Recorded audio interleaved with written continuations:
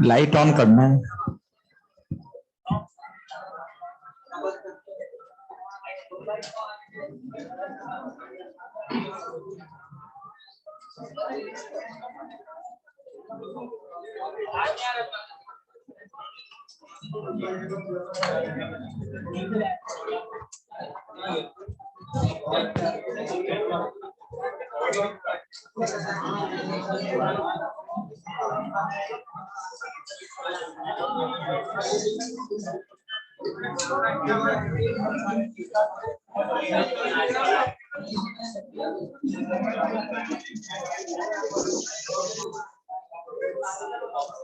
चलिए शुरू करें।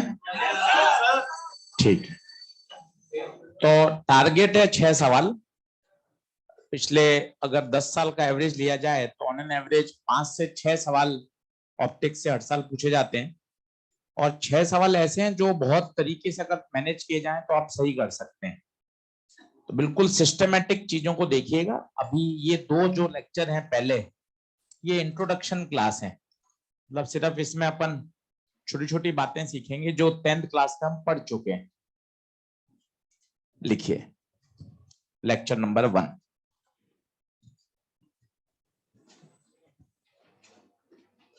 ऑफिशियल लगभग 28 लेक्चर उपलब्ध हैं। कोशिश करेंगे कि 2 लेक्चर पहले ही इसको खत्म कर लें, क्योंकि समय क्रूशियल है और बिल्कुल टाइम पे चलना है। 2 लेक्चर पहले ही खत्म करेंगे, और मॉड्यूल, रेस, एनसीईआरटी सब तैयार रखिएगा साथ साथ ही। होमवर्क करना है 12 दिन। आज है लेक्चर 1, होमवर्क दूंगा पहला वेडनेसडे को, ठीक है। चलो लिखते जाएं। तो रिफ्रैक्शन क्या है, ये हम 10th क्लास से पढ़ चुके हैं, सुनते जाइए। जब लाइट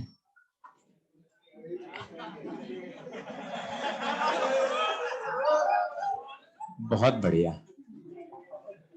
जब लाइट एक मीडियम से दूसरे मीडियम में ट्रेवल करती है तो अपने ओरिजिनल पाथ से डेविएट हो जाती है, और इसी फिनोमेना को क्या बोला जाता है, रिफ्रैक्शन। ये सबसे बेसिक डेफिनेशन है जो हम 10वीं क्लास से पढ़ रहे हैं, और आज भी बिल्कुल बढ़िया काम करती है। मीडियम 1 से आ रही थी। अगर मीडियम चेंज नहीं होता तो इसका ओरिजिनल पाथ था, परंतु due to change in medium, भाई म्यूट कर दे, ये अपने ओरिजिनल पाथ से क्या हो गई, डेविएट। बताइए 2 ही ऑप्शन हो सकते हैं, या तो आएगी टुवर्ड्स द नॉर्मल या अवे फ्रॉम नॉर्मल। इसकी भी जानकारी अगले आधे घंटे में आ जाएगी। और आपको पता है 10वीं क्लास में, हाँ सर, रेयर से डेंसर आएगी तो टुवर्ड्स, और डेंसर से रेयर जाएगी तो अवे। बहुत छोटी छोटी बातों पे काम करिए ताकि सारे फंडामेंटल समझ में आ जाए।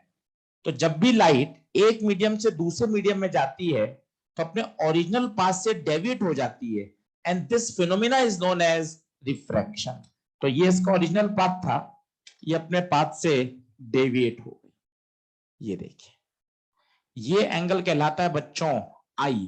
This is known as angle of incidence, this is known as angle of refraction. सारे एंगल हमेशा कहां से नापे जाएंगे, नॉर्मल से। ये रे कहलाती है इंसिडेंट रे, ये रे कहलाएगी रिफ्रैक्टेड रे, और ये इसका जो डॉटेड है ये इसका है ओरिजिनल पाथ। डायग्राम बनाना चालू करिए। आज का पूरा लेक्चर क्लास 10th है। आप ये मान के चलिए कोई भी ऐसी बात नहीं है जो आपको नहीं पता, पर सुनना सारा है। ऐसा नहीं है कि कोई बात उड़ा दें, सब सिस्टमैटिक सुनिए। बनाते चलिए।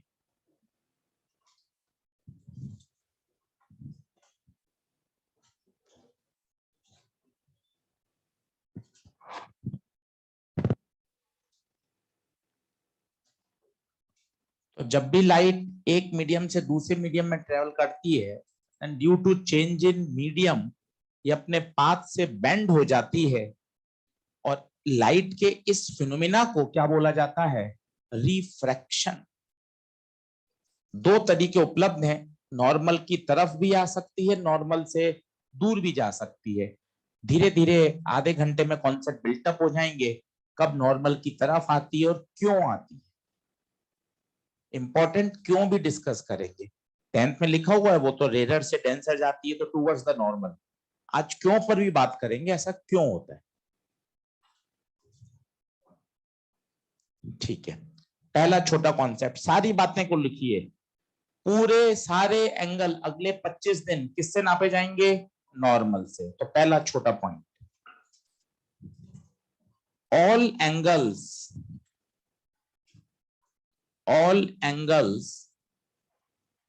are always measured with normal,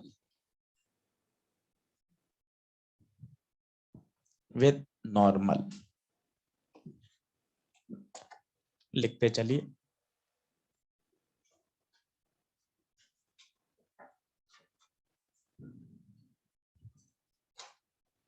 आते हैं लॉ ऑफ रिफ्रैक्शन पे।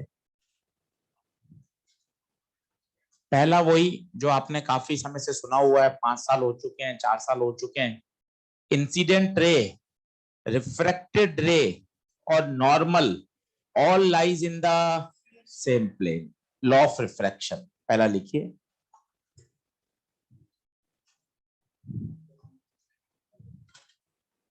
पहला लॉ लिखें, incident ray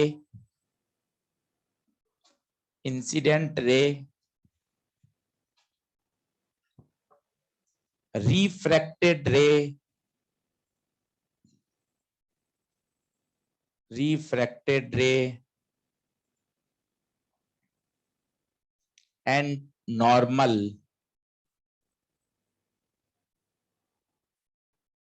all lie in the same plane.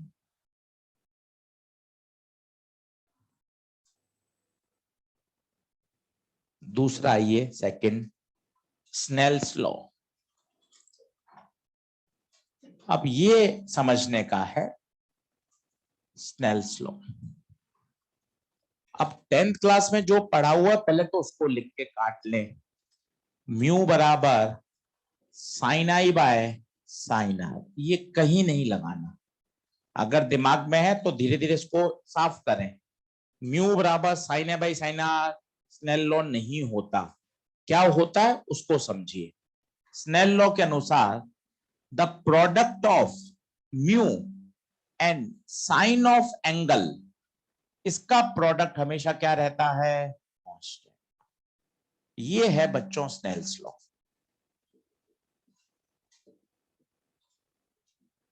ये लिख के जरूर काटे, ये 10th की एनसीईआरटी में दे रखा है, पर ये केवल स्पेशल केस है। ये बेहतर है जो अगले आपके पूरे 10 दिन रिफ्रैक्शन जब तक चलेगा तब तक साथ रहेगा। पहले दिन से इसको बढ़िया लगाएं। प्रोडक्ट किस किस का, म्यू का और साइन का, ये हमेशा क्या रहेगा, कांस्टेंट। 3 जगह लगा के दिखा रहा हूं पहली बार में, देखें कैसे लगाते हैं और बड़े खुश मन से समझें। सिर्फ ऑप्टिक्स का फोबिया है, अगर आप 7-8 दिन मेहनत करके देखेंगे ना, आपको खुद को लगेगा अरे सर मेरे क्वेश्चन बन रहे हैं, मॉड्यूल भी बन रहा है, एनसीईआरटी समझ में आ रही है। बहुत सिस्टमेटिक चैप्टर है, कोई एक्सेप्शन नहीं है। सबसे बड़ी बात, कोई फेलियर नहीं है। बेसिक बेसिक फंडे हैं, और ऐसे फंडे जो आपने 10th क्लास में सुन रखे हैं, पढ़ रखे हैं, तो कोई दिक्कत नहीं। अब मान लीजिए यहां म्यू1 माना और यहां म्यू2, तो लॉ क्या कहता है, देखिए कैसे लगाना है। ऊपर का रिफ्रैक्टिव इंडेक्स म्यू इनटू ऊपर का angle sine i, this should be equal to नीचे का म्यू2 नीचे का एंगल साइन। लिखना चालू करिए, दरवाजा खोल दे भाई। वो बार बार ऑन ऑफ हो रही ना, इसलिए एसी की कूलिंग हो नहीं पा रही। अभी वापस हो जाएगा। पिछला गेट भी खोल दो। अभी वो स्टेबल हो नहीं पाए ना, 3-4 बार कट ऑफ ऑन ऑफ हो गया इसलिए। अभी 10 मिनट वापस ही हो जाएगा।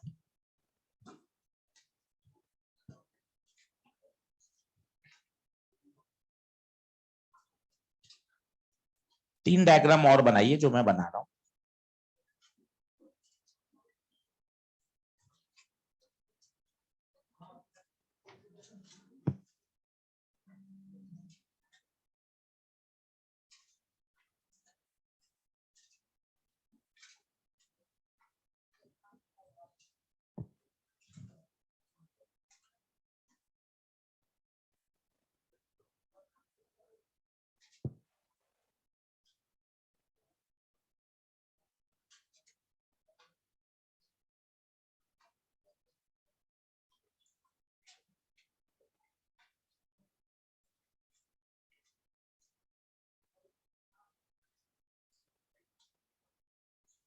तीन डायग्राम और बना ले, स्नेल लॉ पे परफेक्शन लाते हैं।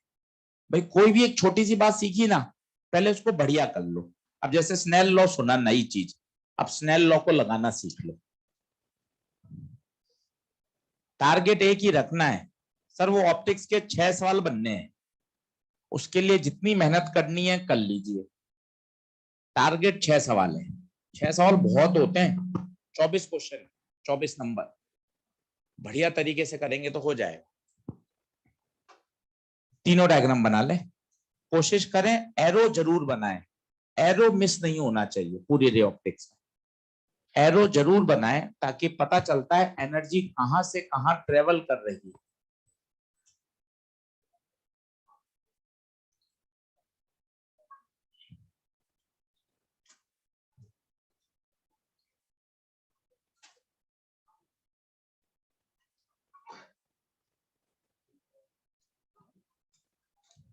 एमआई वाले एक बार चेक कर लो तो भाई।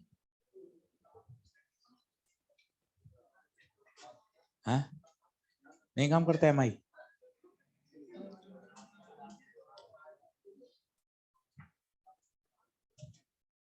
अरे कल के पेपर की बात नहीं करी, कल कैसा फिजिक्स का पेपर था?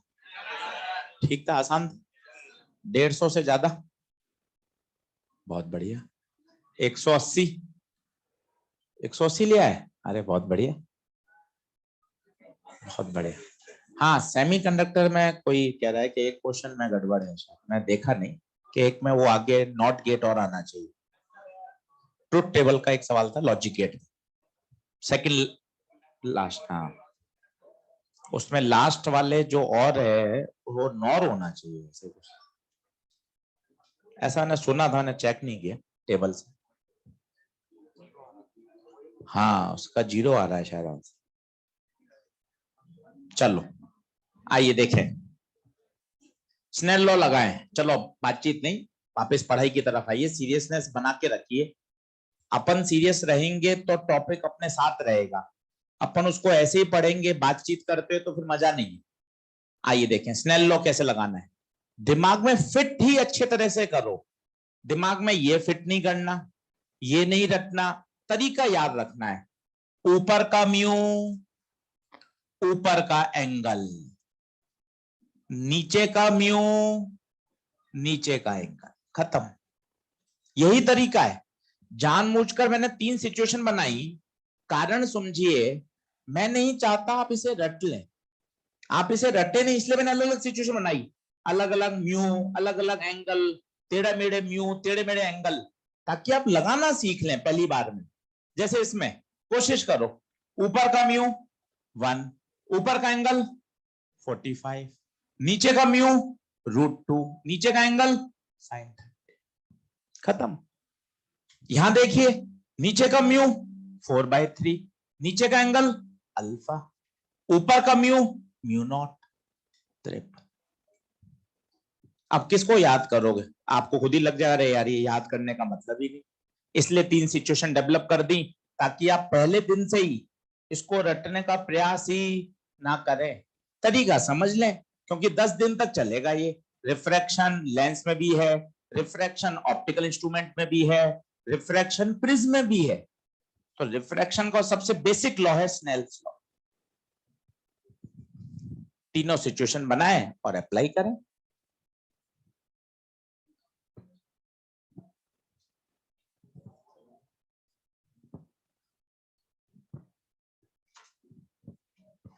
बना लें डायग्राम।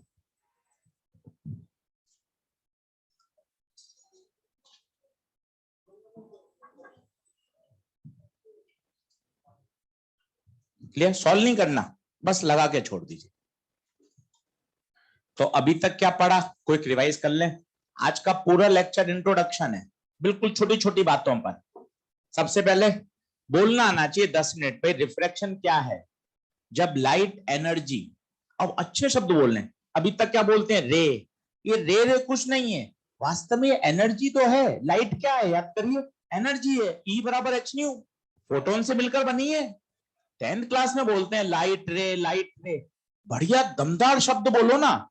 जब एनर्जी एक मीडियम से दूसरे मीडियम में जाती है तो अपने ओरिजिनल पाथ से डेविएट हो गई, इसे ही तो क्या बोला जाता है, रिफ्रैक्शन। इसे क्या बोला जाता है, रिफ्रैक्शन। दो लॉ, पहले लॉ बहुत सरल, incident ray, refracted ray and normal all lie in the same plane.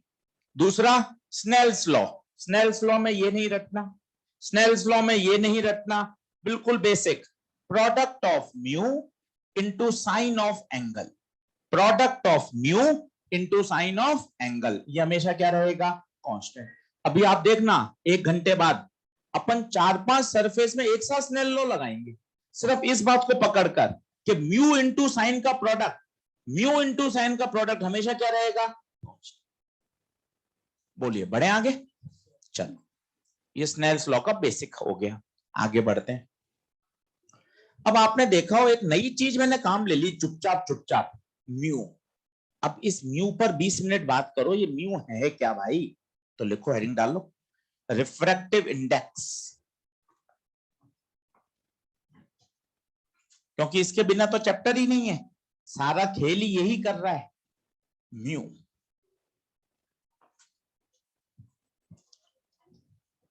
अब थोड़ा ईएम वेव में ले चलता हूं आपको। चैप्टर पढ़े हुए हैं, बातें आपको बढ़िया लगेंगी, फॉर्मूले ऊट पटांग नहीं लगेंगे। Speed of light in vacuum, याद है कितना, 3 × 10⁸। और डरावने वाला फॉर्मूला भी याद हो तो मजा आ जाए, म्यू नॉट एप्सिलॉन। ये वैक्यूम में स्पीड है सब, 3 × 10⁸। जब आप मीडियम में बात करोगे, थोड़ा बड़ा बनो, दिमाग को ब्रॉड करो और बातों को समझने की इच्छा करो, मीडियम में आओ। सर मीडियम में आएंगे ना आशीष सर, ये नॉट होते हैं वैक्यूम के लिए, मीडियम में आते ही ये हो जाते हैं म्यू और एप्सिलॉन। आर नहीं आता, आर तो बाद में हम लाते हैं, वास्तव में तो ये होता है मीडियम बोले तो म्यू, वैक्यूम बोले तो म्यू नॉट।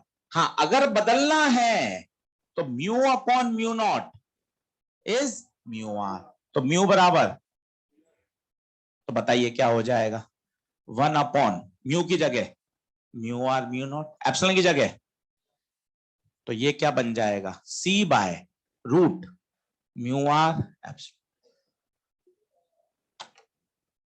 अब सोच के बताएं, लाइट की स्पीड वैक्यूम में सबसे ज्यादा होती है, सबसे ज्यादा। बाकी किसी भी मीडियम में जाओगे तो इस फैक्टर से क्या करना पड़ेगा, डिवाइड करना पड़ेगा, डिवाइड करने से उसकी स्पीड कम हो जाएगी। लिखना चालू करें पहले, फिर बातों को धीरे धीरे बिल्ड करते हैं।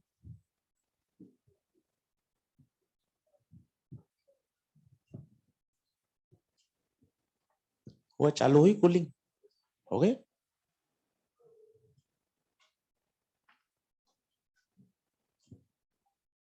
अच्छा मन रखिए, पॉजिटिव रखिए और पढ़िए रोज। अब समय भी वैसा ही, अब तो कुछ इधर उधर पास टाइम ही नहीं है। फॉर्म भरिए अच्छे तरीके से, सेंटर्स का बिल्कुल सही सिलेक्शन करिए।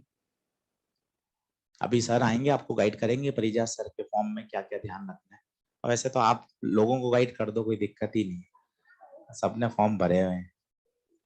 भाई एंथीस वाले बच्चों के लिए तो पहली बार होता है, अपन तो सब खेले खिलाए हैं, कोई दिक्कत ही नहीं।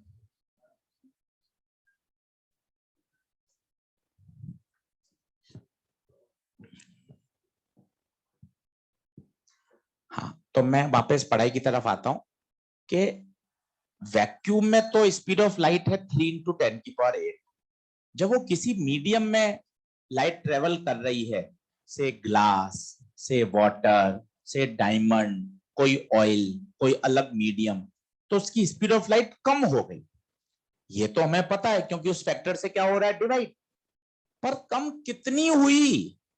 हाफ रह गई, 1/3 हो गई, 2/3 हो गई, 3/4 हो गई। तो उसको नापने के लिए एक पैरामीटर बनाया। That parameter is known as refractive index. बातों को समझिए। जैसे कोई आपसे रिफ्रैक्टिव इंडेक्स समझना चाहे तो आपके पास शब्द हो। जैसे कोई एक सरल एग्जांपल बताता हूं जिससे मन खुश होगा आपका। जैसे अपन 12-1 बजे 1:30 बजे आ रहे थे, तो अपन ने सबने एक बार तो ये बोला ही चलते चलते, गर्मी बहुत है। ये सबने बोला आते हुए, यार गर्मी बहुत ज्यादा पड़ रही। क्या से पता चला? हमारी ये जो स्किन है, जो हमारी बॉडी है, वो सेंस कर रही है कि आज गर्मी ज्यादा है। हम डिग्री ऑफ हॉटनेस कोल्डनेस को सेंस कर सकते हैं, पर नाप थोड़ी ना सकते हैं।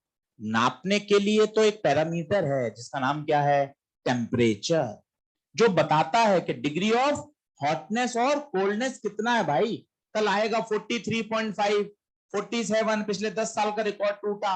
वो क्या है, एक पैरामीटर है जो बता रहा है कि हाँ सर कितनी गर्मी बढ़ रही है। उसी तरह से फिजिक्स यहां तक सोच पा रही है कि हाँ मीडियम में जाऊंगा, इस फैक्टर से डिवाइड होगा, पक्का पक्का स्पीड कम होगी। अरे पर कम कितनी? 2/3 हो गई, 1/3 हो गई, 1/2 हो गई, 1/5 हो गई, 3/4 हो गई, कितनी कम हो गई? उसको नापने के लिए क्या बनाया गया, रिफ्रैक्टिव इंडेक्स, जो एक बार में बता देगा। कैसे? आपको फॉर्मूला याद है 10th वाला, म्यू बराबर C/V। सी क्या है बच्चों? C speed of light in vacuum divided by speed of light in medium. लिखना चालू करिए। तो म्यू क्या है? म्यू एक पैरामीटर है जो तुरंत ये बता देता है कि उस मीडियम में जाने पर स्पीड ऑफ लाइट का क्या हुआ, वो किस फैक्टर से कम हुई। उस फैक्टर को क्या बोला जाता है, रिफ्रैक्टिव इंडेक्स। मजे की बात है, म्यू की ना तो कोई यूनिट होती है, ना कोई डायमेंशन होती है। सिर्फ ये नंबर है, जो नंबर बता रहा है कि आपकी स्पीड के क्या हाल हो गए।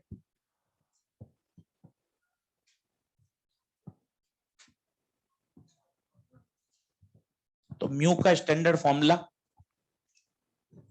सारी बातें क्लास 10th है आज, बस उन बातों को और सुपर फाइन कर लीजिए। म्यू म्यू एक पैरामीटर है जो ये बताता है कि जब लाइट किसी मीडियम में ट्रेवल कर रही है तो उसकी स्पीड वैक्यूम की तुलना में कितने कितने फैक्टर से कम हो गई है। वो फैक्टर क्या है, म्यू। कोई यूनिट नहीं, कोई डायमेंशन नहीं, कुछ स्टैंडर्ड है जो आपको याद है, आज भी करिए। Water 4/3, glass 3/2, vacuum 1।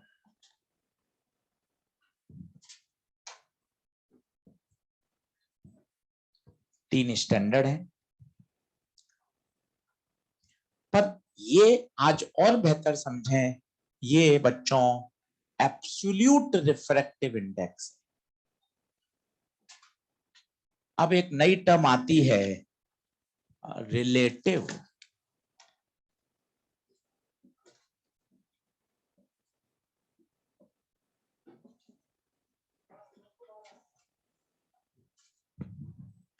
लिखते चलें।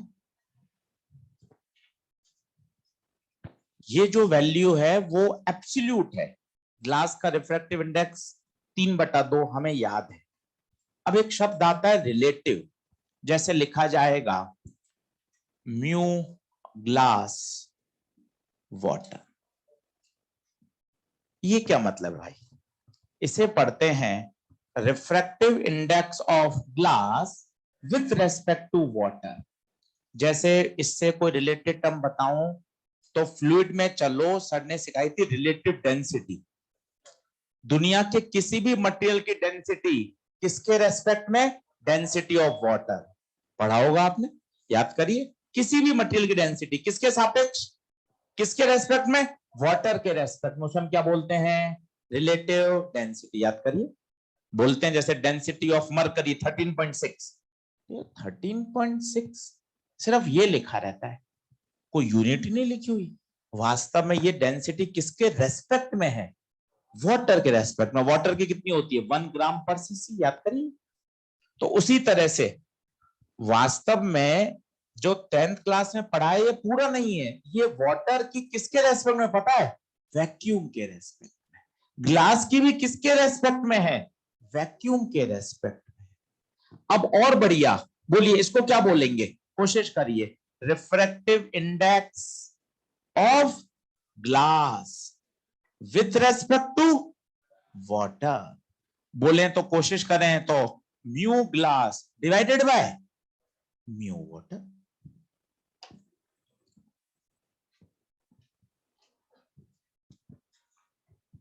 तो दो अलग अलग टर्म है, एक है एब्सोल्यूट, एक है रिलेटिव। कल को ऐसा लिखा जाए, कोशिश करेंगे, धीरे धीरे समझ में आएगा। मैंने लिख दिया 1 म्यू 2। बोलो क्या पढ़ोगे? क्या पढ़ोगे? विथ रेस्पेक्ट हमेशा पीछे आता है, विथ रेस्पेक्ट हमेशा पीछे आता है। बोलो refractive index of 2 with respect to 1। धीरे धीरे यूज टू हो जाओगे, अच्छा लगने लगेगा। Refractive index of 2 with respect to 1 फॉर्मूले में कहां आएगा? वो अपॉन में। लिखने में कहां आएगा? पीछे। हमेशा विथ रेस्पेक्ट टू पीछे आता है। मैं इसको आपको रिलेटिव में ले चलता हूं। दिमाग खोलो ना, मन बड़ा खुश होता है क्योंकि सब जगह एक जैसा डिनोशन है ना।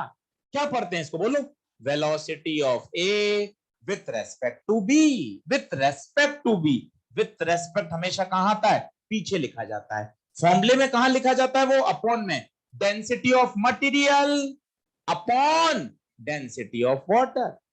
सब जगह एक जैसा है, जो दिमाग को रिलैक्स करता है कि हाँ सर, विथ रेस्पेक्ट टू हमेशा कहां लिखा जाएगा? पीछे की तरफ। खत्म हो गया। बोलिए 1 म्यू 2 कैसे लिखोगे? Refractive index of medium 2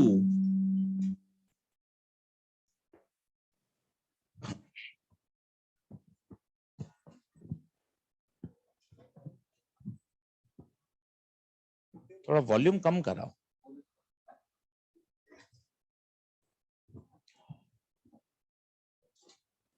refractive index of medium 2 with respect to medium 1 कैसे खोलोगे बताओ? Mu 2 bye. अब एम्स का एक क्वेश्चन सुनिए, असरसन रीजन का था। क्या रिलेटिव रिफ्रैक्टिव इंडेक्स 1 से छोटा हो सकता है क्या? क्या रिलेटिव रिफ्रैक्टिव इंडेक्स 1 से छोटा हो सकता है क्या?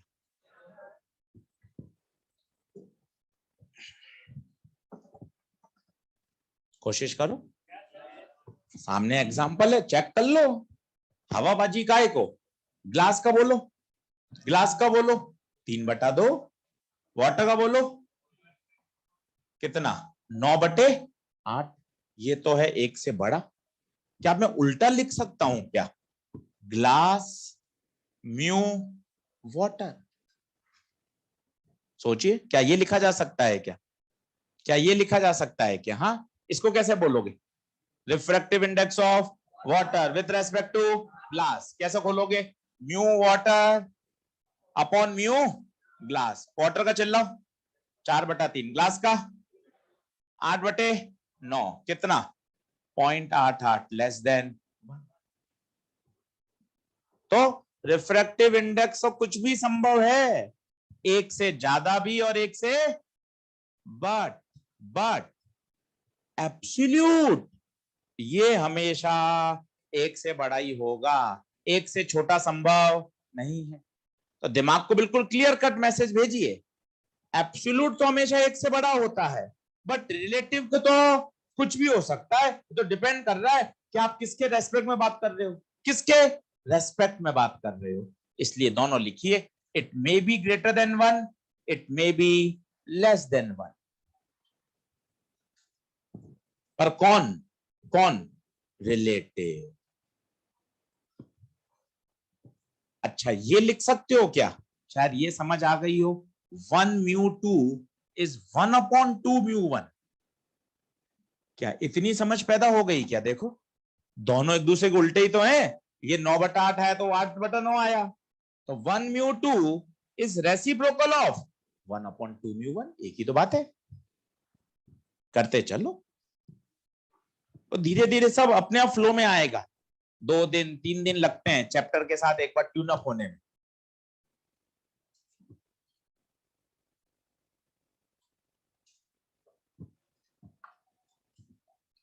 हाँ भाई ऑनलाइन वाले बच्चों देख लीजिए, ठीक है बोर्ड दिखाई दे रहा है।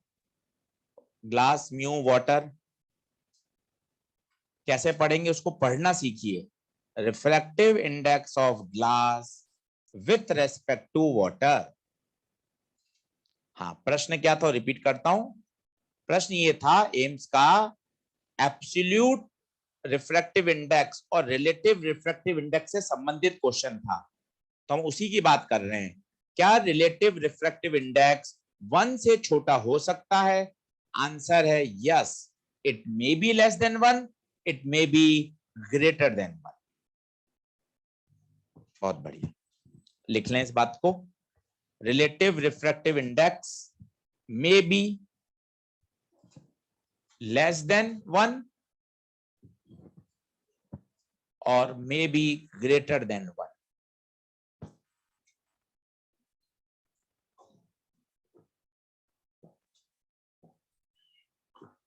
ठीक है साहब, तो एक फॉर्मूला डेवलप हुआ दिमाग में, म्यू बराबर C/V। एक सरल सी बात भी डेवलप हुई कि रिफ्रैक्टिव इंडेक्स होता क्या है, क्योंकि आपको इसके साथ 20 दिन चलना है, आपके पास एक सरल शब्द हो। जैसे कोई आपसे पूछे टेम्परेचर क्या होता है, अब आप उसको बोल दो 47 डिग्री है, फ़ारेनहाइट होता है, सेल्सियस होता है, ले चलता हूं कन्वर्ट करना भी सिखा दूं। उसको पूछा ही नहीं उसने, आपने उसको सारी बात बता दी जितनी आप जानते थे, स्केल से कन्वर्जन, सेल्सियस से फ़ारेनहाइट, केल्विन 273। उसने तो सिर्फ ये पूछा भैया टेम्परेचर क्या होता है। तो आपके पास एक बहुत बढ़िया जवाब होना चाहिए जो डिग्री ऑफ हॉटनेस और कोल्डनेस को मेजर करता है। कितना बढ़िया सवाल है। हम हॉटनेस और कोल्डनेस को सेंस करते हैं, मेजर थोड़ी ना कर पाते हैं। मेजर के लिए तो थर्मामीटर है और जो कि टेम्परेचर नापता है। उसी तरह यहां आप एक बेसिक शब्द बोलिए कि सर जब लाइट एक मीडियम से दूसरे मीडियम में ट्रेवल करती है या वैक्यूम से जब मीडियम में जाती है तो उसकी लाइट की स्पीड कम हो जाती है। किस फैक्टर से कम हो रही है? 2/3 हो रही है, 1/3 हो रही है, हाफ हो रही है, 3/4 हो रही है, वो फैक्टर कौन बताएगा? Refractive index.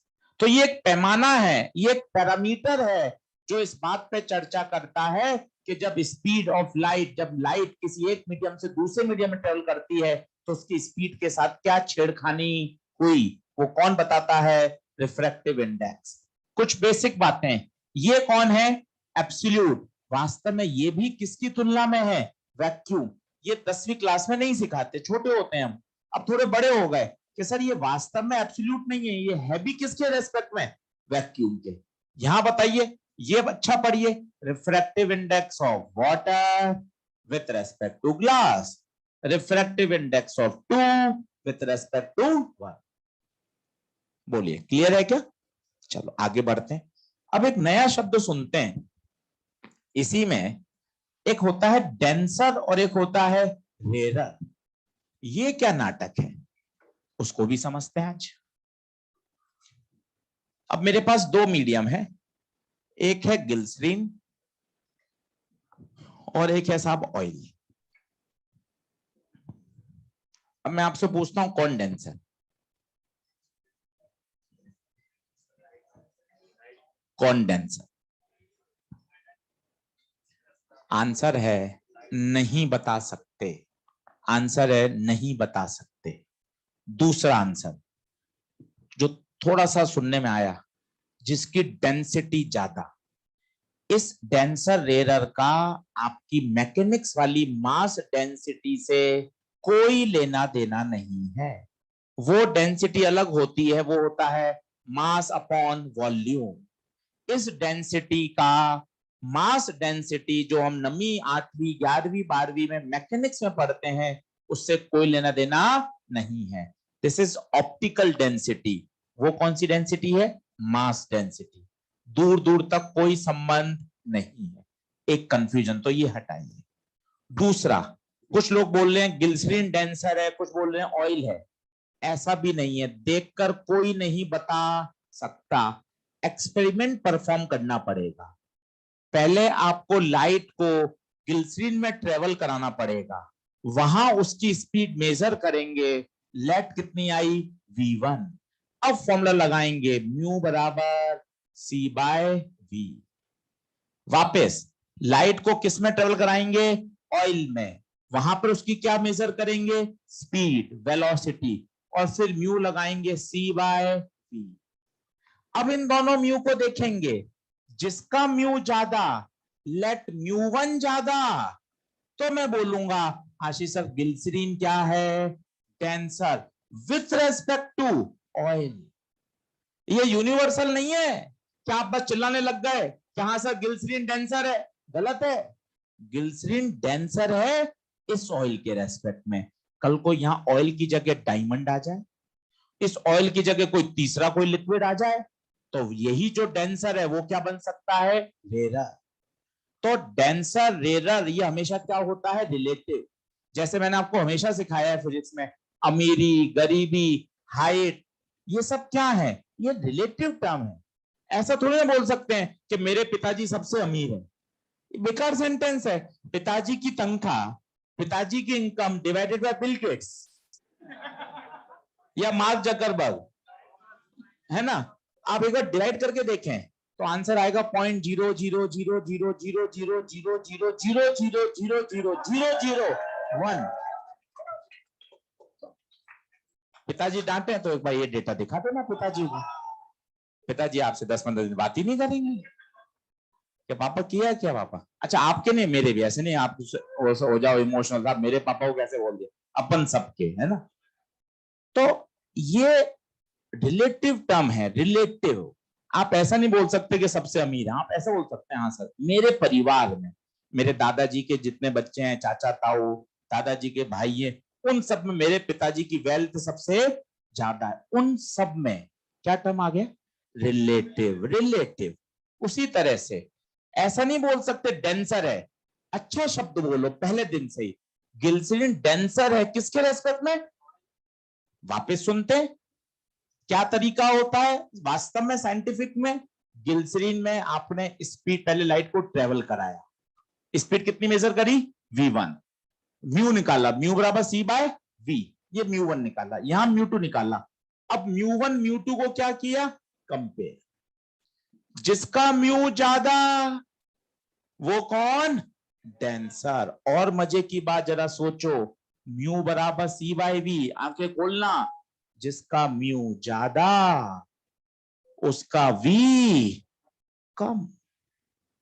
अब आप अच्छे शब्दों में बोल सकते हो सर कुछ मत करिए, ग्लिसरीन और ऑयल में एक्सपेरिमेंट परफॉर्म करते हैं, जहां स्पीड ऑफ लाइट कम आएगी, शब्द को ध्यान से सुनिएगा, जहां स्पीड ऑफ लाइट कम आएगी, जहां स्पीड ऑफ लाइट कम आएगी वो मीडियम ज्यादा डेंसर होगा, और बेहतर ऑप्टिकली डेंसर होगा। क्योंकि जैसे आप बोल रहे हो डेंसर होगा, डेंसर होगा, आपके मन में वो डेंसिटी चल रही है, दिमाग में दो पार्टीशन कर दीजिए। हमने आज तक जो डेंसिटी पढ़ी थी, डेंसिटी बराबर मास अपॉन वॉल्यूम, बच्चों वो मास डेंसिटी था, कॉपर और लोहे की डेंसिटी, कॉपर और किसी मटेरियल की डेंसिटी, वो कौन है? Mass density. ये कौन सी डेंसिटी है? ऑप्टिकल डेंसिटी, जिसका दूर दूर तक मास डेंसिटी से कोई संबंध नहीं है। ये सीधा संबंध किससे रखता है? म्यू से। ये सीधा संबंध रखता है स्पीड ऑफ लाइट से। जिस मीडियम में स्पीड ऑफ लाइट कम होगी, जिस मीडियम में स्पीड ऑफ लाइट कम होगी, वो मीडियम ऑप्टिकली क्या कहलाएगा? Denser with respect to another medium. बोलो क्लियर है क्या? तो एक बार ये सेटअप लिख लो जिससे आपको डेंसिटी, डेंसर, इसकी क्लियरिटी आएगी। और लिख लेना ऑप्टिकल डेंसिटी का मास डेंसिटी से कोई लेना देना नहीं है। हर बात नोट करो, समझो, फंडामेंटल समझ में आएंगे ना तो क्वेश्चन करने में आपको मजा आएगा। 3 दिन बाद दूंगा 30 सवाल एक साथ, और करके आइएगा, और बिल्कुल मॉड्यूल रेस को साथ लेके चलेंगे, कुछ भी मत छोड़ना।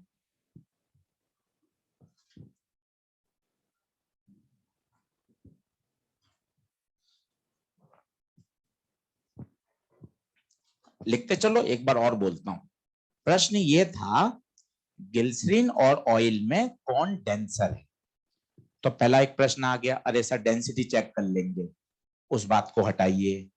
डेंसिटी जो हम पढ़ते हैं, जिसकी यूनिट किलोग्राम पर मीटर क्यूब होती है, जिसे मास डेंसिटी कहते हैं, उसका इस डेंसर रेयर से कोई संबंध नहीं है, पहला प्रश्न। दूसरा, तो सर फिर कैसे चेक करेंगे? हमने तो बचपन में पढ़ा था ग्लास डेंसर है, आपने अधूरा पढ़ा। ग्लास डेंसर है विथ रेस्पेक्ट टू एयर, वही ग्लास रेयर भी बन सकता है with respect to diamond, with respect to कुछ और अदर लिक्विड।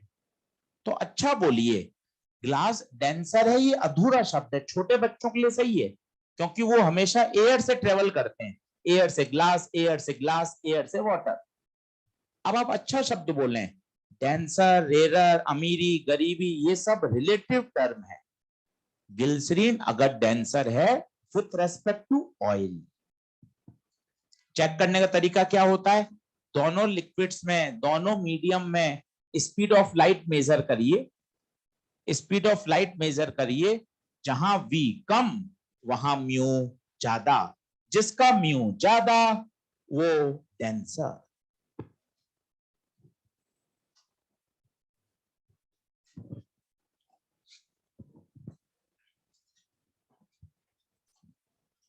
बोलिए, बढ़े आगे। तो इसका कंक्लूजन क्या आ गया? डेंसर। डेंसर का मतलब दिमाग में क्या चलना चाहिए तेज तेज? म्यू ज्यादा, और क्या तेज चलना चाहिए? स्पीड कम। खत्म। ये मेरी आपसे टारगेट था कि 10 मिनट में मैं आपको ये समझा दूं कि अगर कोई मीडियम डेंसर है तो दिमाग इतना तेज सोच पाए, डेंसर म्यू ज्यादा होगा, स्पीड ऑफ लाइट इसमें क्या होगी? कम होगी।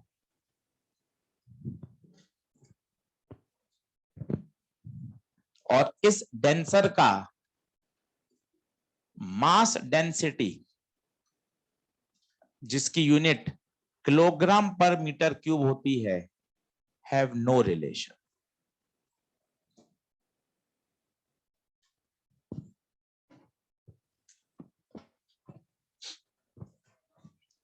बोलिए, डन है? चलो आगे बढ़ते हैं, नीचे लिखें। आज क्या पढ़ा रहे हो? पढ़ाई नहीं रहा आज, पढ़ाई नहीं रहा आज इंट्रोडक्शन दे रहा हूं कि ये चीजें अपने साथ पूरे चैप्टर में चिपक के चलेंगी, तो अपने पास इनके लिए एक बेसिक अंडरस्टैंडिंग तो हो मन में कि डेंसर कौन, रेयर कौन, म्यू क्या होता है, स्पीड क्या होती है, वैक्यूम क्या होता है, वो चीजें समझा रहे हैं। आगे लिखें कंसेप्चुअल पॉइंट। अब एक 10वीं वाले पॉइंट पर अटैक करते हैं, जो स्कूल में रटवाया था, ट्यूशन गए, फीस दी, वहां भी रटवा दिया, फीस देने के बाद भी, उसको क्लियर करते हैं। लिखिए, when light travels from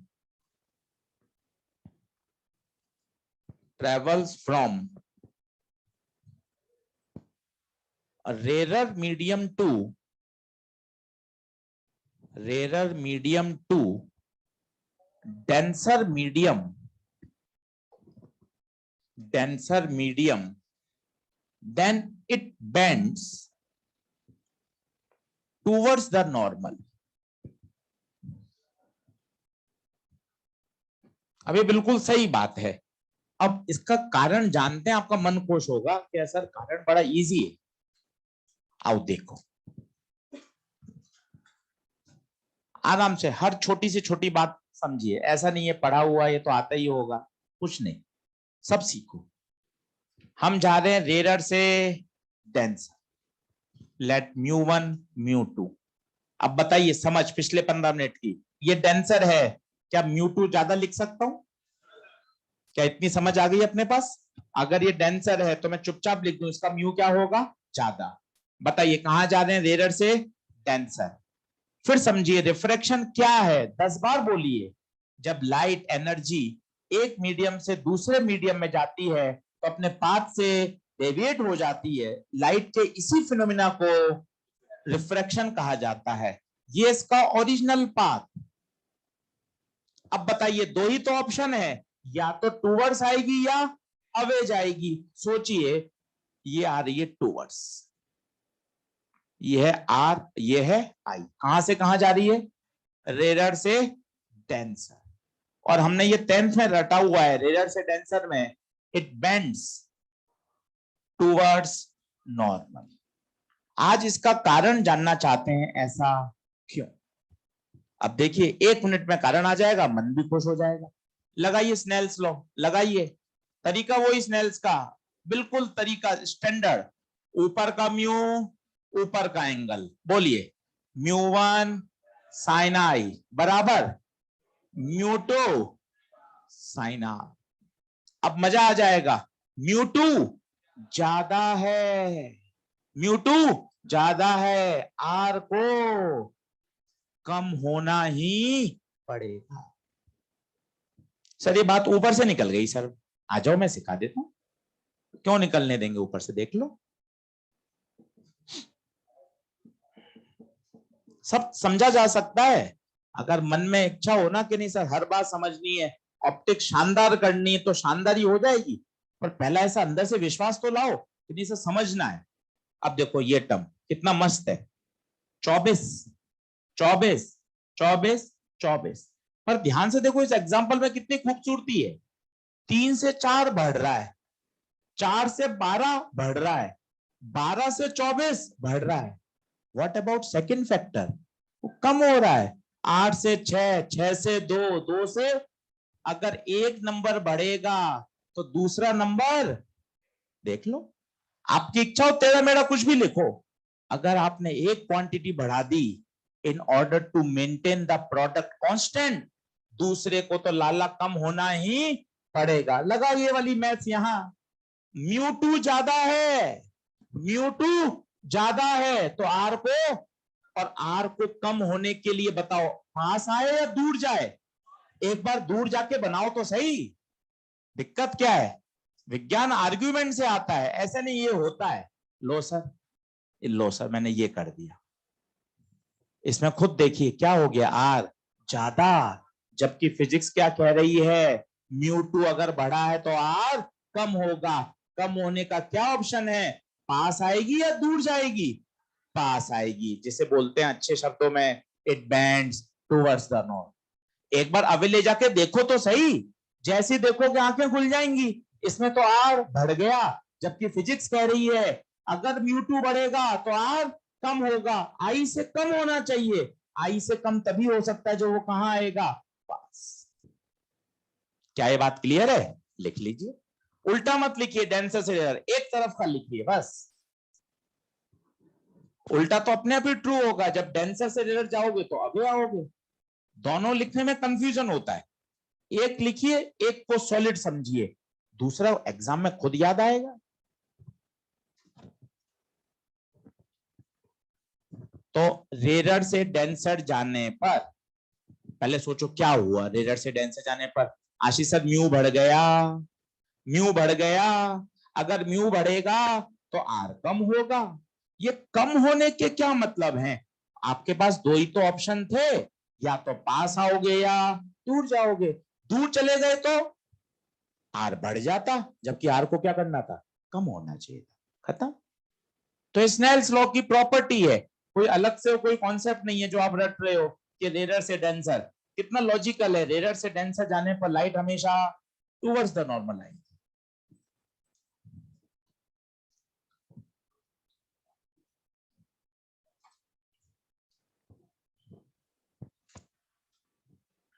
बोलिए बढ़े आगे। यहीं एक बच्चों और बात पूछी जाती है, what is angle of deviation, delta, Hindi में बोलते हैं इसे विचलन। हम आपको यही तो समझा रहे हैं पिछले 2 साल से, बार बार शब्दों में बोलते हैं, आप अपनी पढ़ाई से डेविएट मत हो। What is deviation? जो आपका गोल है, जो आपका नीट है, मेडिकल कॉलेज है, जो आपका एम्स का कॉलेज है, वो मेरा गोल है, वो मेरा रास्ता है जहां मुझे पहुंचना है, वो मंजिल है। उससे हम इधर उधर क्या हो रहे हैं? डेविएट। डेविएट मतलब गप्पे, मोबाइल, साइबर कैफे, मूवीज, ये सब क्या है? ये डेविएट तो कर रहे हैं आपको।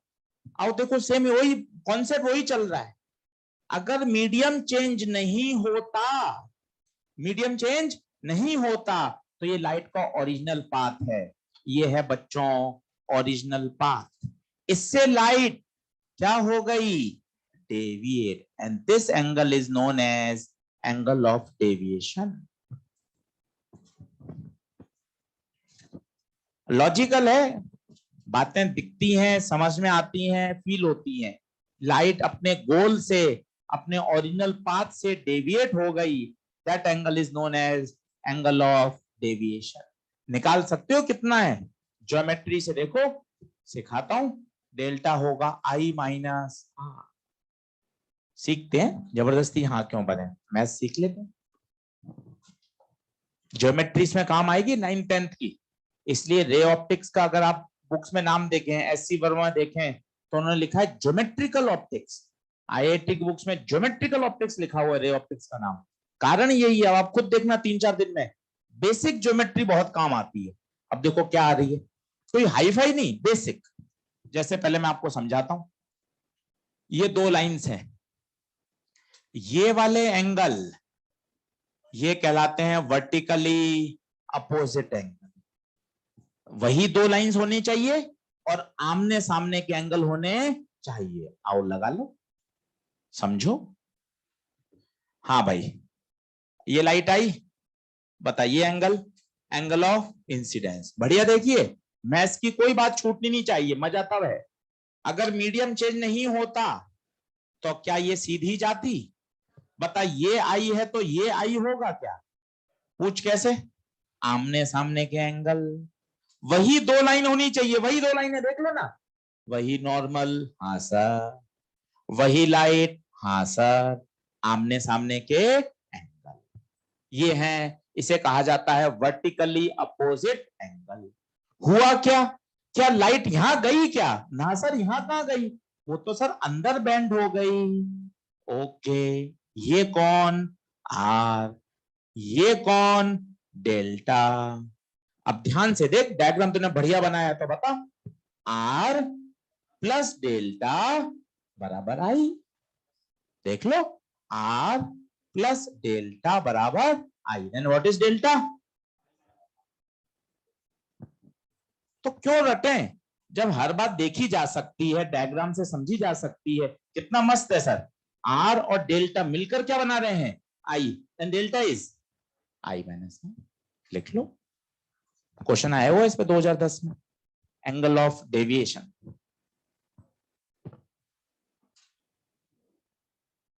लिख लें, डायग्राम बना लें, ये वर्टिकल अपोजिट लिख लें। पुराना आता है नहीं आता कोई मतलब नहीं है, सब सीखो। जितनी 9th-10th की ज्योमेट्री चाहिए सब सीखो।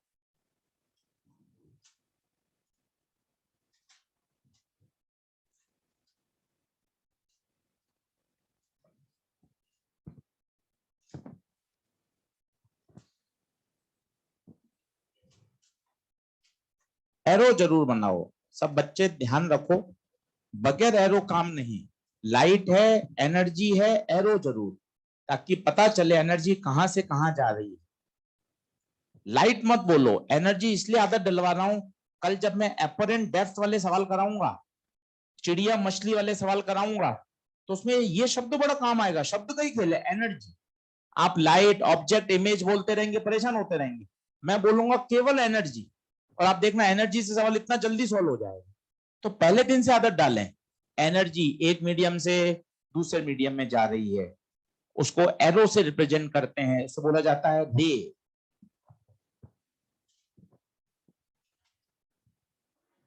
बोलिए, बढ़े आगे।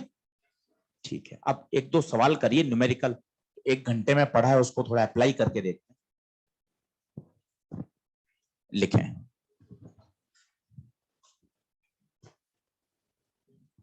अच्छा, एक और नई आदत डालना आज से, लास्ट यूनिट है, जो भी सवाल दूं अटेम्प्ट जरूर करना। आदत डालना कि अगले 25 दिन सर, ये बिल्कुल अपने आप से प्रॉमिस है, आप जो भी सवाल दोगे, लेंस का, ऑप्टिकल इंस्ट्रूमेंट का, इंटरफेरेंस का, डिफ्रैक्शन का, हर सवाल एक बार खुद से अटेम्प्ट। देखिए, कुछ एफर्ट लगाओगे तब आपका ऑप्टिक्स में परफेक्ट लेवल पे ले जा पाऊंगा। आप एफर्ट ही नहीं लगाओगे, घर पे नहीं पढ़ोगे, मॉड्यूल नहीं करोगे, तो फिर वो अपन जो परफेक्शन लेवल चाह रहे हैं ना, उस पर नहीं पहुंच पाएंगे। परफेक्शन में हम दोनों की मेहनत चाहिए, दोनों मेहनत करेंगे तब उसको बहुत अच्छे लेवल पे ले जाएंगे। तो ये पहला छोटा स्टेप है। हर प्रश्न को जो सर देंगे क्लास में, उसको मैं एक बार टूटा फूटा, काटा टेढ़ा मेढ़ा कैसा भी, एक बार जरूर अटेम्प्ट करें। ठीक है, छोटे छोटे स्टेप उठाइए सफलता के लिए। पहला प्रश्न, a light ray a light ray travels from air to medium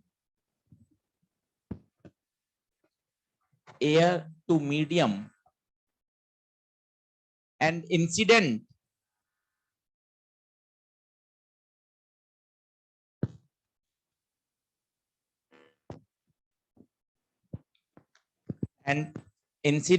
at an angle of 60 degree। बार बार वही बात, सारे एंगल कुछ नहीं दे रखे हो तो बाय डिफॉल्ट, जिसे बोलते हैं ना डिफॉल्ट सेटिंग, नहीं आता फैक्ट्री सेटिंग, तो बाय डिफॉल्ट सारे एंगल किससे नापे जाएंगे, नॉर्मल से 60 degree, full stop. If the reflected बोल रहा हूं, REFL, reflected ray and refracted ray, REFR, refracted ray are mutually perpendicular,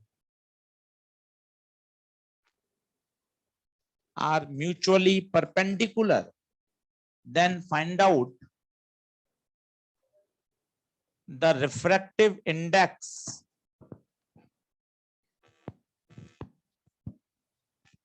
of the medium।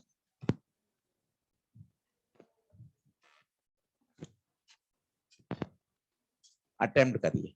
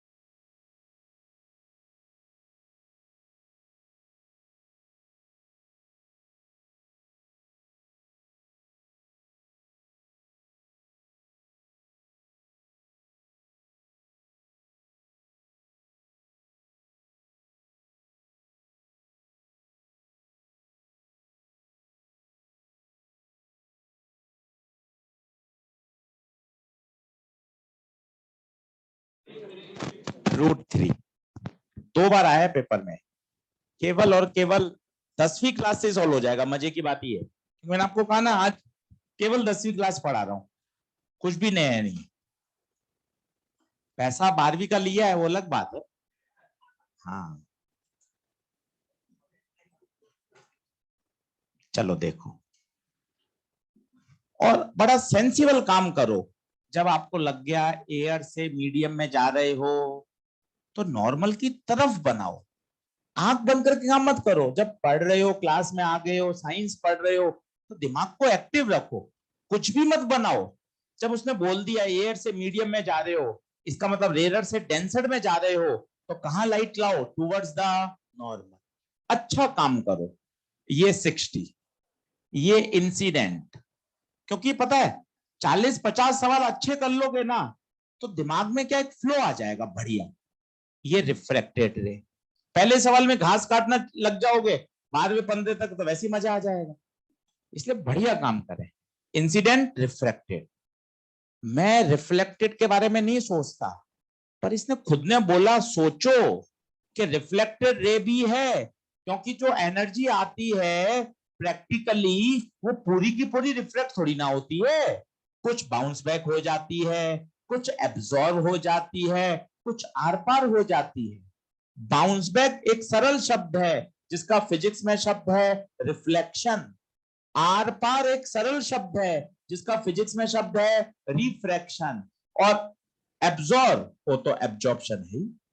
सही बात। बताइए, अब मैं यहां रिफ्लेक्टेड रे भी बनाऊंगा। हर डायग्राम में नहीं बनाऊंगा, इसने बोला है इसलिए सोच रहा हूं।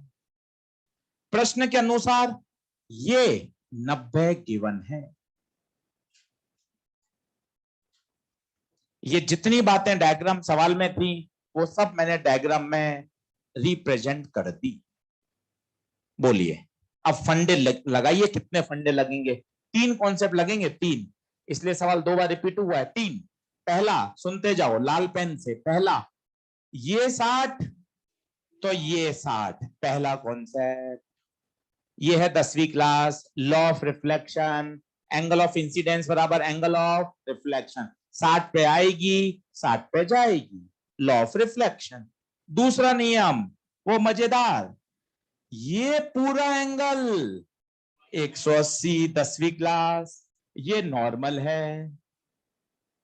ये पूरा एंगल, एक लाइन पर बनने वाले सभी एंगल का सम 180। कौन कौन से बन रहे हैं? यहां से शुरू हो जाओ, 60, 90 और आर। क्या दिखाई दे रहा है बच्चों? 60, 90, आर, ये पूरा एंगल, ये 180। तो आर कितना आ जाएगा? 180 माइनस 150, आर 30। ये दूसरा कॉन्सेप्ट। अब तीसरा लगेगा स्नेल्स लॉ। फिर बोल रहा हूं, स्नेल्स लॉ का फॉर्मूला मत याद करो, पहले दिन से ही जैसा मैं चाहता हूं वैसा लगाओ। कैसा? ऊपर का म्यू, ऊपर का एंगल, नीचे का म्यू, नीचे का एंगल ऑफ रिफ्रैक्शन। इसी अंदाज में बोलते हुए लगाओ, कभी परेशान नहीं होगे। ऊपर का म्यू, ऊपर का एंगल, नीचे का म्यू, नीचे का एंगल। साइन 60 √3/2, साइन 30 खत्म। 3 कॉन्सेप्ट। पहला 10वीं क्लास, लॉ ऑफ रिफ्लेक्शन। दूसरा, स्ट्रेट लाइन पर बनने वाले सभी एंगल का सम 180। और तीसरा, स्नेल्स। 3 बातें आएंगी तब ये प्रश्न हिट होगा। अगला,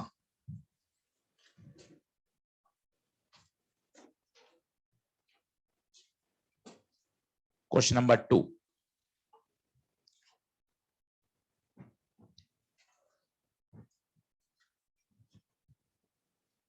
A light ray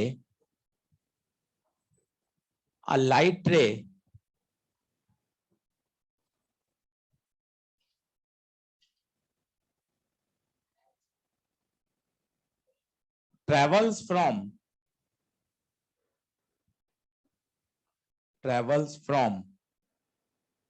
denser medium, bracket में लिखे हैं म्यू, ब्रैकेट बंद, इसका मतलब समझ गए, उस डेंसर मीडियम का जो रिफ्रैक्टिव इंडेक्स है वो म्यू है, ब्रैकेट बंद। To rarer medium, to rarer medium, bracket में लिखिए म्यू बराबर 1, ब्रैकेट बंद, full stop. If the angle of incidence, if angle of incidence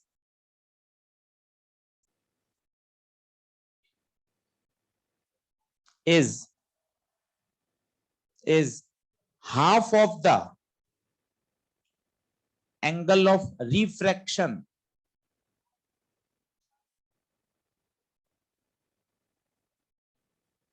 angle of incidence is half of the angle of refraction।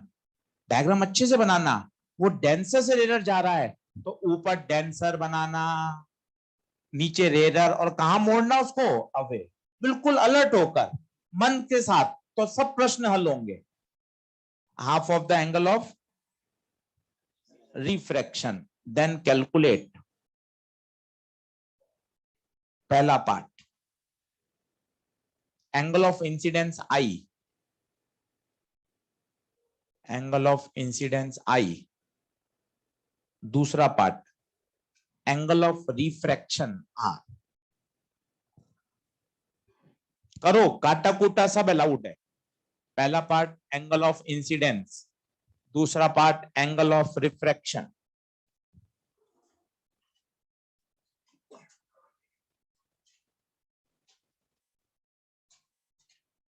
करो बस, questions की उसमें flow में आओ।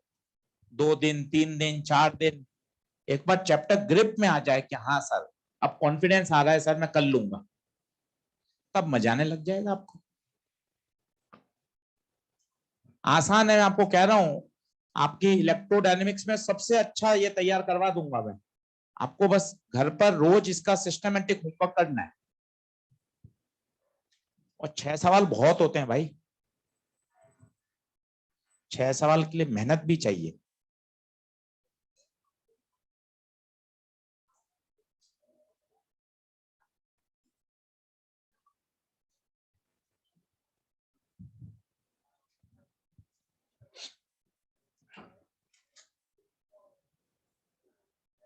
चलो, डेंसर से रेरर, काम बढ़िया, डेंसर म्यू, रेरर 1, ये आई, ये आर, बाकायदा तीर के निशान, एनर्जी कैसे जा रही है तीर का निशान, काम A1।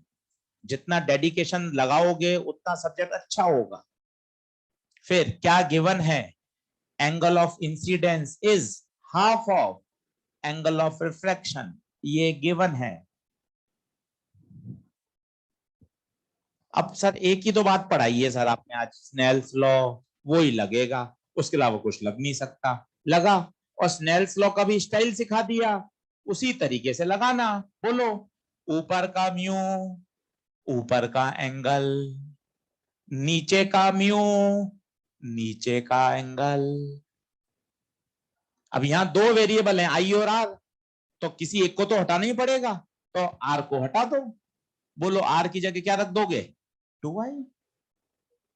मान लो मुझे आई पूछा है, वैसे तो मैंने दोनों पूछे हैं, अगर मान लो पेपर में आर आई पूछा है तो आर को हटाना पड़ेगा ना।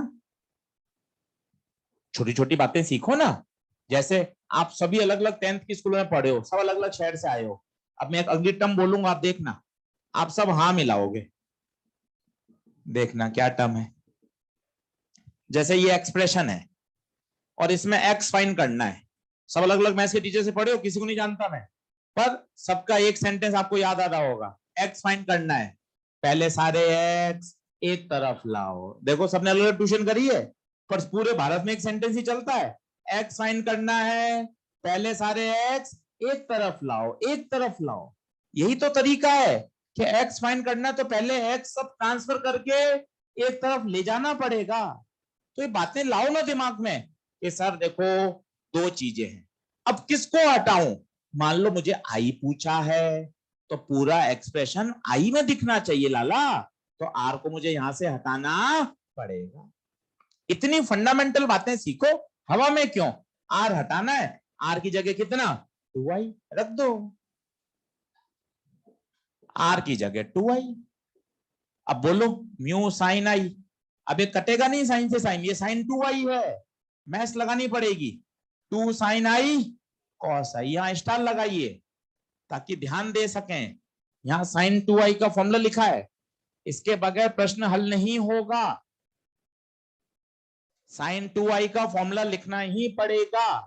2 sign I cos I, star लगा के तीर का निशान लगाइए ताकि बाद में यहां ध्यान जा सके। साइन से साइन, 2 को नीचे ले जाओ, I cos inverse mu by 2।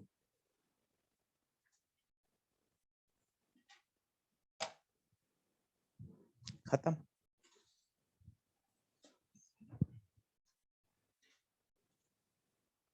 सरल है, स्नेल्स लॉ लगाना है शुद्ध रूप से। एक बात और लग गई, केवल स्नेल्स लॉ का तो सवाल कैसा आएगा, थोड़ी सी बात और ऐड करनी पड़ेगी। ट्रिग्नोमेट्री लग गई, sign 2i, 2 sign I cos आई। गलत सलत सब चलेगा, अटेम्प्ट जरूरी है। अटेम्प्ट करोगे तभी तो अंदर की जो गलतियां हैं वो बाहर निकलेंगी। सिर्फ सॉल्यूशन छाप लोगे तो मन में जो बातें चल रही हैं वो तो चलती रहेंगी। जब उसको एक बार लिखकर कॉपी में लाओगे तब गलती पता चलेगी, उसको काटोगे तभी तो वो रास्ता बंद होगा। सीखो ना बात को, इसलिए अटेम्प्ट करो। अटेम्प्ट करने से जो अंदर के मिसकंसेप्शन है वो निकलकर कॉपी में दिखने लग जाते हैं।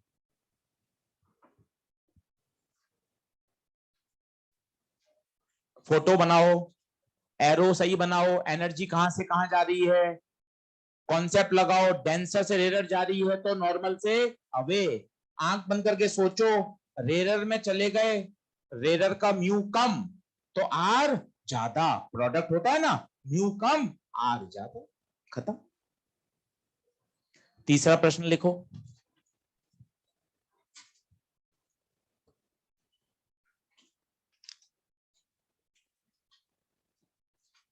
In the given situation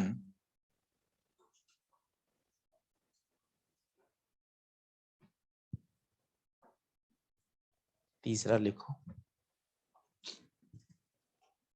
in the given situation find angle of refraction, angle of refraction in medium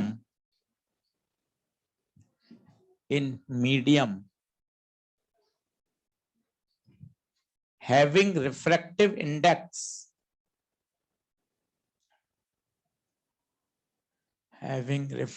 index mu बराबर √2। डायग्राम बना लो।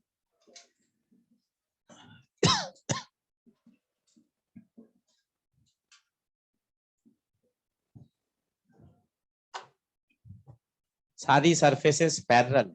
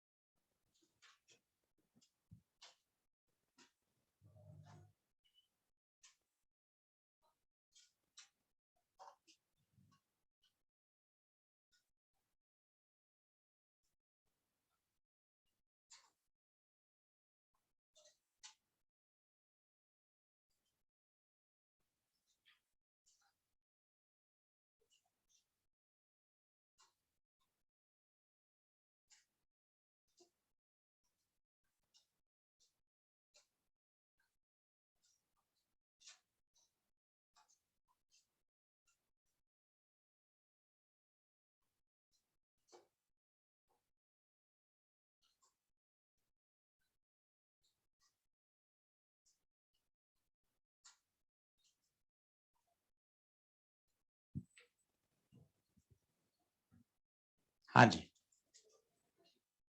कितना 30। चलो पहले तो बताता हूं 10वीं क्लास की स्टाइल से कि वास्तव में क्या हो रहा है, और फिर डायरेक्ट एक स्टेप का जुगाड़।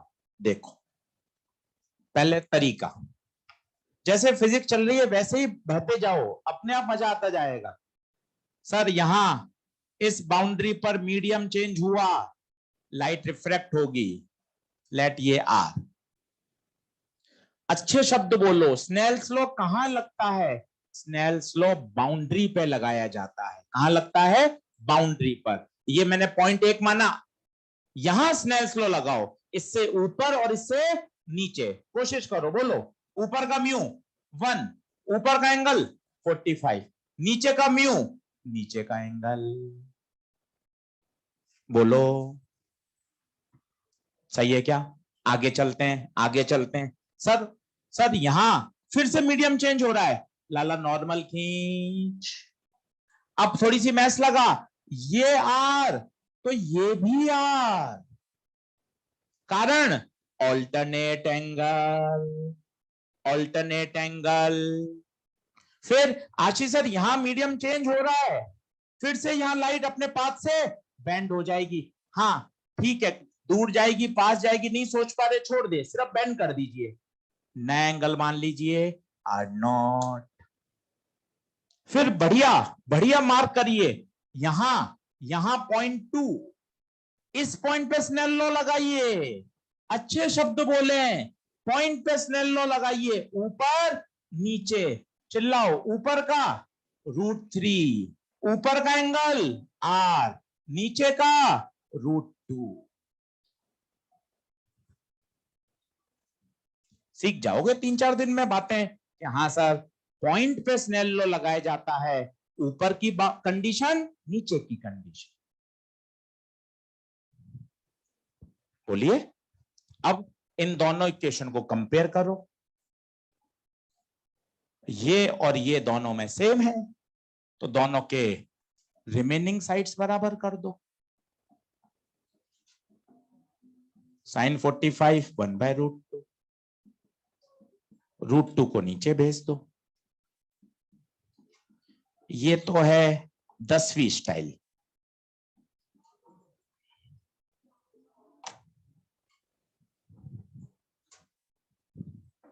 ये है 10वीं स्टाइल। दो जगह स्नेल लॉ लगाया, कंपेयर करा, आंसर आ गया। अब स्नेल लॉ की ताकत देखो, स्नेल लॉ की ताकत क्या है? नई फोटो बनाओ। अब सर मुझे किसमें चाहिए? डायरेक्ट उसमें टैग करो। सर √2 में चाहिए, लेट यहां एंगल R0। डायरेक्ट लॉ लगाइए, किस किस में? पहले में और तीसरे में। क्यों? लॉ क्या था? Product of mu into sine I सदैव कांस्टेंट रहेगा, ये लॉ था। अब लगा दीजिए। सर किस में लगाना चाहते हो? इसमें। इसका म्यू 1, उसका एंगल 45। Okay sir. सर किस में जंप लगाई? डायरेक्ट √2 में जंप लगाई, √2, वहां का एंगल R0, कुछ भी मान लो।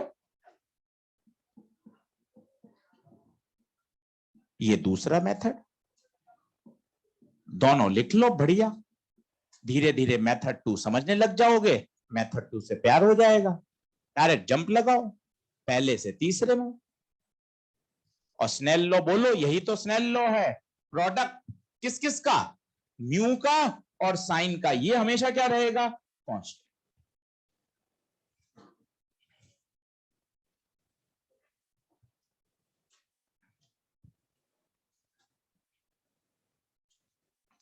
बढ़ो आगे, लिखिए कंसेप्चुअल पॉइंट,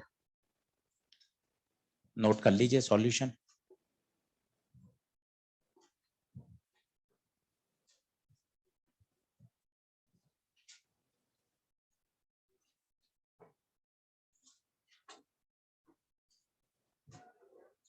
अब जैसे लाइट आ रही है, कहीं से तो आ रही होगी, सन से आ रही होगी, या मान लो एक बल्ब लगा दिया आपने, बल्ब से आ रही है, और एक मीडियम से दूसरे मीडियम में जा रही है।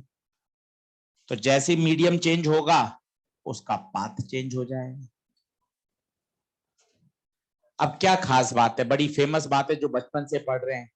रिफ्रैक्शन के दौरान फ्रीक्वेंसी चेंज नहीं होती, और आपने वेव पढ़ लिया तो और मजबूती से कह सकते हो frequency is a property of source. ये जो प्रकाश है, ये जो लाइट है, ये बल्ब से निकला है, तो बल्ब का जो फ्रीक्वेंसी है वो फ्रीक्वेंसी मेंटेन रहेगा। जब तक सोर्स नहीं बदलेगा तब तक फ्रीक्वेंसी नहीं बदलेगी। रिफ्रैक्शन दौरान frequency unchange. What about speed? Speed, अरे सर सबसे मेन फिनोमिना है, स्पीड चेंज होती है तभी तो रिफ्रैक्शन हो रहा है, तभी तो अपने पास से क्या हो रही है, डेविएट हो रही है। What about wavelength? What about wavelength? Sir ये भी चेंज होगा। फॉर्मूला होता है v बराबर एफ लैम्डा।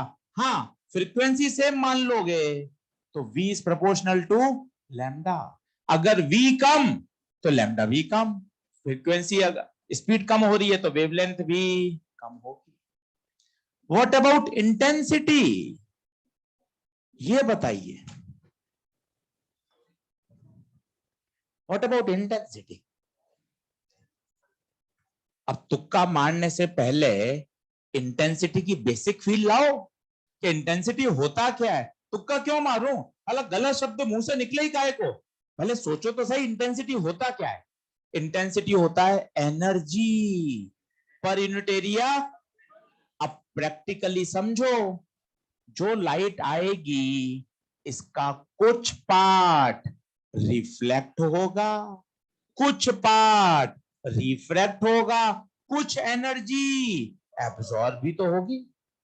सर ये एब्जॉर्प्शन ये नहीं समझ में आया। इस लोहे की बेंच को ले जाके धूप में रख दो, 1 घंटे बाद बैठ के देख लेना, फील आ जाएगा आपको कि एब्जॉर्प्शन क्या होता है। एब्जॉर्प्शन, सनलाइट को उसने एब्जॉर्ब किया, इसका टेम्परेचर बढ़ गया, ये एब्जॉर्प्शन कहलाता है। तो कुछ एनर्जी एब्जॉर्ब हुई, कुछ एनर्जी रिफ्लेक्ट हुई, कुछ एनर्जी रिफ्रैक्ट हुई। हम केवल रिफ्रैक्शन की बात कर रहे हैं, केवल रिफ्रैक्शन। तो इसकी इंटेंसिटी आई डैश है, इसकी इंटेंसिटी आई है। तो सर मैं तो ये भी बोल सकता हूं पक्का पक्का ये कम हुई होगी। क्यों? क्योंकि कुछ एनर्जी का पार्ट बाउंस बैक हो गया, कुछ एनर्जी एब्जॉर्ब हो गई, कुछ एनर्जी आर पार हो गई। बोलो हाँ है क्या? तो व्हाट अबाउट इंटेंसिटी? पक्का पक्का इंटेंसिटी भी change. What about colour? Colour, अगर ये लाल रंग का प्रकाश आ रहा है तो पानी में देखने पर लाल दिखेगा या हरा दिखेगा?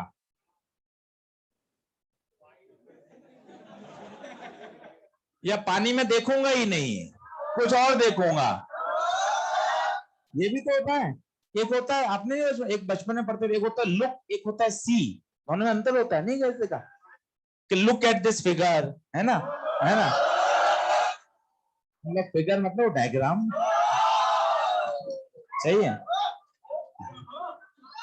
बहुत बढ़िया। इतना रे ऑप्टिक्स में मजा नहीं है आपको 1.5 घंटे में, है ना। देखो आप, तो colour, colour is a property of source, source से जुड़ा हुआ होता है। मॉडर्न फिजिक्स में कॉपी देखना सर की लेक्चर नंबर 2 या 3 में, जब सर ने स्पेक्ट्रम बनाया है, यहाँ वो गामा रे लिखा है, रेडियो वेव लिखा है, वहां लिखा है कलर। कलर किससे जुड़ा हुआ होता है? फ्रीक्वेंसी से। मॉड्यूल में सवाल है, एक लाल रंग का फोटोन, हरे रंग के फोटोन, याद करो। फोटोन का कलर किससे जुड़ा हुआ होता है? फ्रीक्वेंसी, ई बराबर एच न्यू। इसलिए कलर नो चेंज। कलर का किससे इफेक्ट होता है? फ्रीक्वेंसी। तो ये भी एक जनरल नॉलेज का सवाल है, क्योंकि हम सोचते हैं अरे यार वेवलेंथ बदल गई, अच्छा वेवलेंथ बदल गई तो कलर बदल जाएगा, अपने तो विबग्योर रटा हुआ है। पर वास्तव में कलर जुड़ा हुआ किससे है? फ्रीक्वेंसी से। लाल रंग का प्रकाश अगर हवा में है और वही प्रकाश आप पानी में जाके देखोगे तो अभी भी लाल रंग का ही दिखेगा। उसकी स्पीड बदल जाएगी, उसकी वेवलेंथ बदल जाएगी, उसकी इंटेंसिटी बदल जाएगी, पर जो कलर है वो नहीं बदलेगा। कलर किससे जुड़ा रहता है? फ्रीक्वेंसी से। क्लियर है बात? लिख लें, फॉर्मूला याद रखें, v बराबर क्या होता है? F lambda. फ्रीक्वेंसी किसकी प्रॉपर्टी? सोर्स की। Frequency is a property of source. अभी डॉपलर में आएगा, सर बताएंगे?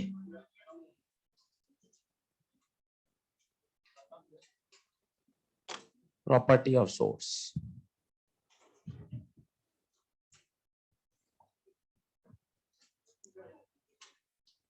ठीक है, तो कल इससे आगे बढ़ेंगे। आज मैंने आपको बोला ये 3 लेक्चर धीरे धीरे आपका कॉन्सेप्ट बिल्ड करेंगे। Snell's law, refractive index, mu, इसकी समझ देंगे, फिर चैप्टर पढ़ने मजा आएगा। हाँ भाई, मुझे जानकारी नहीं है। चलिए, ऑनलाइन वाले बच्चों बाय बाय।